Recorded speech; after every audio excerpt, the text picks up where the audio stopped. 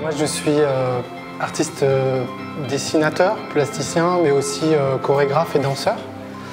Et toute ma pratique artistique se joue autour de la marche, la question de la promenade et de l'expérimentation des territoires.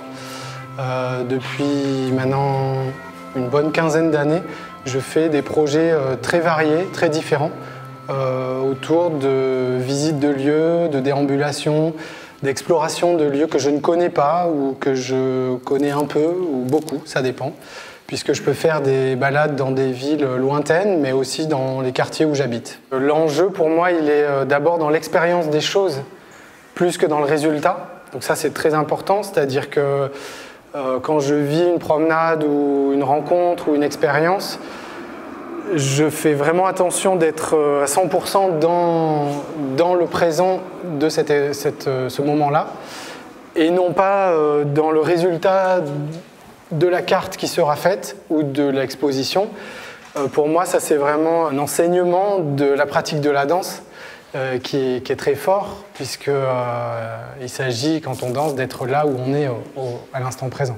Je porte une grande attention aux sensations, aux impressions, aux émotions qui me submergent ou qui me viennent.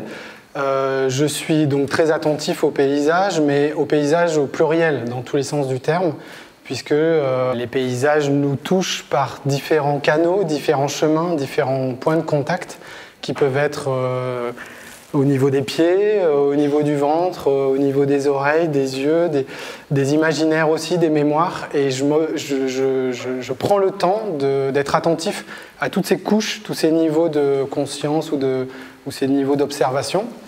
Souvent, les expériences que je propose se font entièrement sans se préoccuper de la mémoire de l'expérience. Donc, je travaille très peu avec ni vidéo, ni enregistrement, ni photographie, ou assez peu. Et c'est après, une fois que la balade a eu lieu, que je travaille sur la mémoire. Après la promenade, je prends le temps de me souvenir de ce qui m'est arrivé et j'accepte complètement que quelque chose m'échappe, que quelque chose soit agrandi, déformé, grossi par mon émotion, ma mémoire, ma sensation, mes impressions. Récemment, je développe toute une série de projets de cartographie, des cartographies qui vont avoir des sujets différents. Ça peut être des cartographies émotionnelles où vraiment je dessine chaque émotion ou chaque état d'âme qui me viennent en promenade. Ça peut être des cartographies pieds nus où là, sur cette série d'œuvres, je me mets pieds nus dans la ville et j'essaye de sentir les paysages au niveau du sol, au niveau tactile. Je ferme les yeux, je me fais guider par quelqu'un et à partir de ces promenades, les yeux fermés, je rentre complètement dans la sensation au niveau des pieds et ça me fait apparaître des paysages différents de ceux qui sont environnants.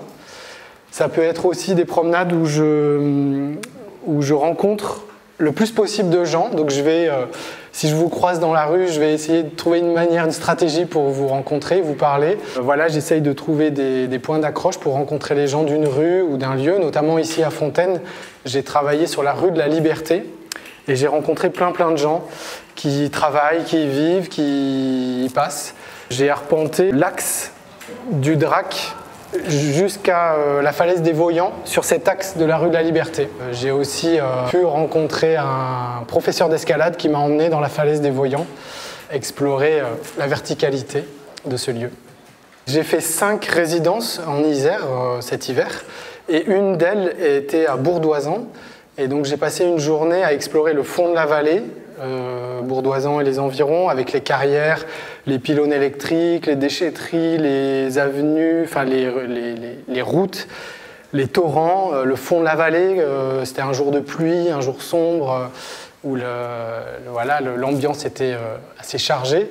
Et le lendemain, je suis monté dans les hauteurs, au lac du Lovitel, un endroit très sauvage, très pur, très blanc, très vide, très silencieux, où j'étais avec quelques chamois autour d'un lac glacé. Voilà un des autres lieux que j'ai visité ces derniers mois et qui m'a particulièrement touché. Donc j'avais tendance à dessiner mes cartes dans une sorte d'état d'improvisation ou d'écriture automatique. sans trop réfléchir et en me laissant emporter par la mémoire d'un lieu ou un type de dessin, on va dire spontané. Alors que là, depuis quelque temps, j'essaye d'inventer des grilles de lecture ou des règles du jeu aussi pour dessiner. Les œuvres qui sont installées là autour de moi, qui ont été faites récemment ici, dans le département de l'Isère, sont des œuvres qui sont des expériences nouvelles et qui ont été pour moi l'occasion de défricher des nouveaux types de cartographie. Certaines de ces cartes sont différentes de ce que j'ai pu faire ces dernières années. Et du coup, pour moi, c'est aussi un enjeu de débroussaillage, d'exploration, d'autres formes d'écriture. C'est un travail qui est plus récent, de me concentrer sur un certain type de sensation, un certain type d'attention, et de le cartographier plus précisément, peut-être un peu plus scientifiquement.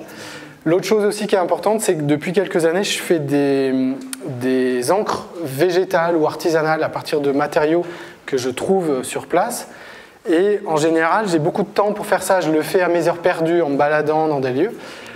Or là, récemment, il a fallu que ce soit un peu plus rapide dans la fabrication de ces encres, puisque je n'avais pas des temps de résidence à rallonge en Isère. J'avais des temps courts dans chaque ville où j'étais.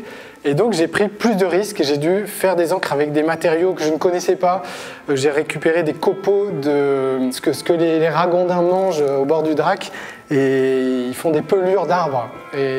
Et du coup, je me suis dit, bon, j'essaye, on verra bien. Donc j'ai pris un gros sac de pelures de castor et j'en ai fait une encre qui a fait un très beau marron, un marron rouge qui m'a étonné.